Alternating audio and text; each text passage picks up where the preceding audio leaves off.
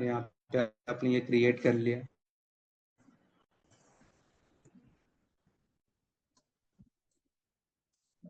If you want then add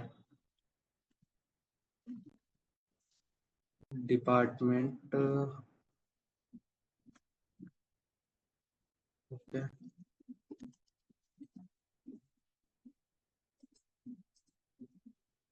you can write here this dot department equal to department।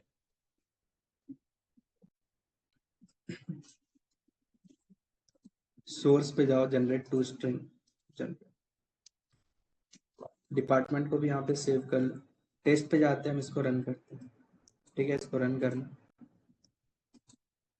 तो मुझे यहाँ पे definitely department नल मिलने वाला है, क्योंकि डिपार्टमेंट का ना ही हमने ऑब्जेक्ट बनाया और ना ही हमने उसके अंदर इंजेक्ट किया। ठीक है, सो कैसे करोगे इस प्रोसेस को, जरा बताना मुझे। Yes anyone? डिपार्टमेंट की वैल्यू नल आ रही है, मुझे यहाँ पे रेफरेंस चाहिए उसका, कैसे करोगे? एग्जाम्पल में मैंने ऑलरेडी बता रखा है आपको किस तरह से करना है। आप क्या करते, डिपार्टमेंट का एक ऑब्जेक्ट क्रिएट करते, यस और नो? डिपार्टमेंट का आप एक बीन क्रिएट करते और with the help of ref keyword आप उसको वहां पे इंजेक्ट कर लेते। बट अगर मुझे रेफ कीवर्ड भी यूज नहीं करना है तो मैं वहां पे ऑटो वार यूज कर लूंगा, यस और नो? Yes sir. ओके, तो क्या करोगे आप यहाँ पे?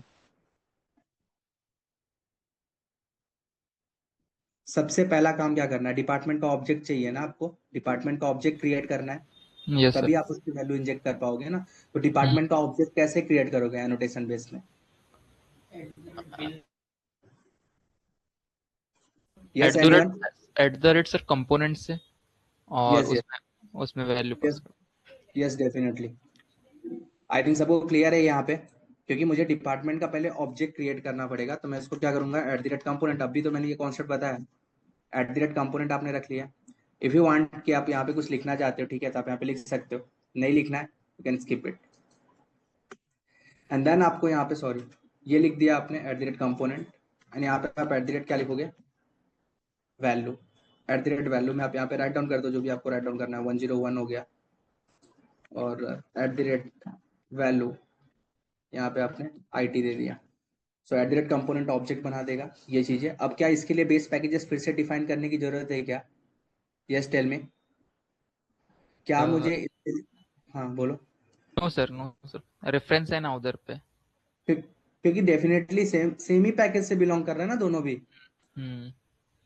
इम्प्लॉय भी स्टैटोटाइप पैकेज में ही है और डिपार्टमेंट भी सेम ही पैकेज में है। और अगर आप config.xml में जाओगे तो आपको सिर्फ क्या बोला था, बेस पैकेजेस देने के लिए। तो इस पैकेज के अंदर जितने भी क्लास के ऊपर eight the rate component annotation mark होगा वो सारे क्लास का ऑब्जेक्ट क्रिएट कर देगा। यस, सो यहाँ पे आपको जाना है, I think test dot Java config. So ठीक है, क्या डेटा भी आ जाएगा क्या? मैनुअल लर्निंग डेटा नहीं आएगा, क्योंकि कहीं ना कहीं इसकी डिपेंडेंसी उसके अंदर है। तो आप क्या चाहते हो कि ये ऑब्जेक्ट तो आपका बन चुका है ना, ऑब्जेक्ट बन गया रहेगा, अब इसको इसके अंदर इंजेक्ट करना है। तो डिपार्टमेंट की डिपेंडेंसी को इसके अंदर इंजेक्ट करना है, कैसे इंजेक्ट करोगे? Yes tell me. डिपार्टमेंट का आपने ऑब्जेक्ट बना लिया, EMP का ऑब्जेक्ट ऑलरेडी बना हुआ है। अब उसकी डिपेंडेंसी, डिपार्टमेंट की जो डिपेंडेंसी है उसको आपको यहाँ पे EMP में इंजेक्ट करना है। कैसे इंजेक्ट किया जाएगा? यस,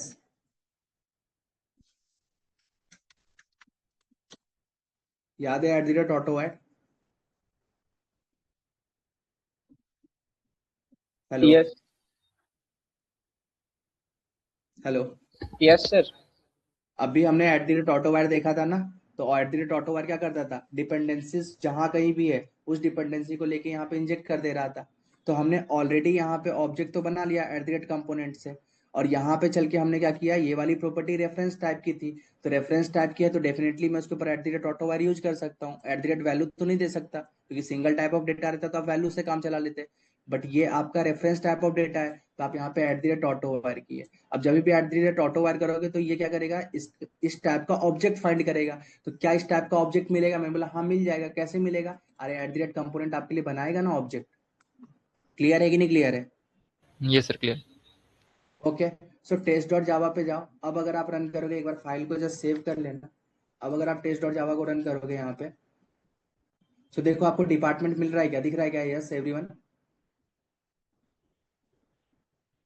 हेलो, डिपार्टमेंट आपको यहाँ पे दिखा, यहाँ पे देखो, department equal to department D I D 101 and D name क्या है IT, यही दिए थे ना अपने वैल्यूज। Yes sir. ये वाली वैल्यू जो आपने दिया था, यही वाली वैल्यू इसने क्या किया, एट द रेट कंपोनेंट ने ऑब्जेक्ट बना दिया। ओके, ऑब्जेक्ट बना के दोनों के अंदर वैल्यू इनिशियलाइज कर दिया, ये भी हो गया। अब इसने क्या देखा, जब EMP की बारी आई तो इसने देखा ऑटो वायर करना है, तो ऑटो वायर का काम ही क्या है, कनेक्टिविटी करना, वो भी ऑटोमेटिक।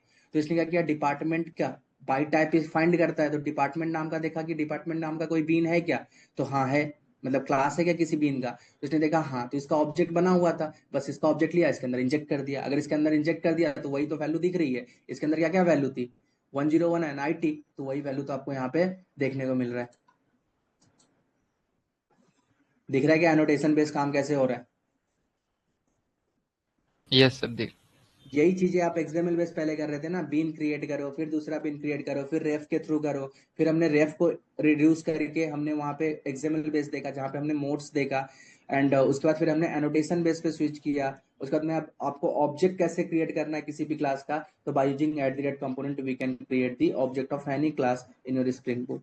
सो दिस दो एनोटेशन अभी तक हमने देखा जो मोस्टली है, एट द रेट कंपोनेंट जो कि ऑब्जेक्ट बनाने के लिए, eight the rate auto wire जो कि ऑटोमेटिक डिपेंडेंसी को इंजेक्ट करने के लिए जहां कहीं भी रिक्वायरमेंट है। क्लियर है? Yes sir, clear. Okay, notebook में राइट डाउन करके लो ये तीनों पॉइंट, कौन कौन से एनोटेशंस के बारे में आपको रीड करके आना है। Eight the rate auto wire, okay, just आपको सर्च करना है eight the rate auto wire annotations, eight the rate qualifier, eight the rate component.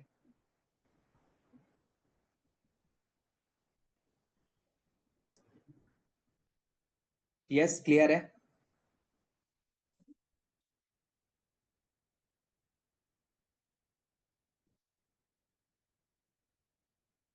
अभी जो मैंने यहाँ पे auto wire and eight the rate component use किया, इसमें किसी को भी डाउट है कुछ?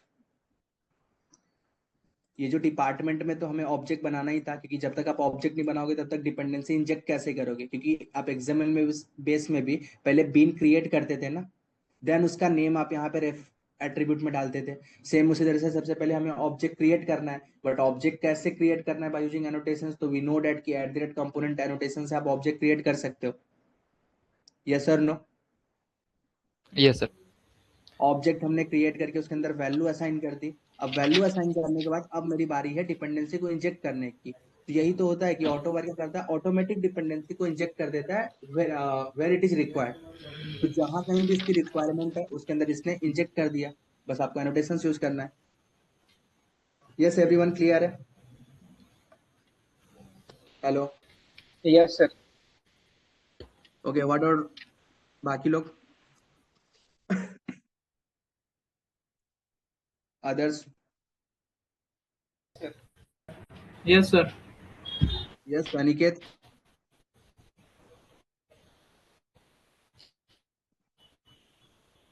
Niket, Hitesh, Rohit, yes sir. Clear है ना?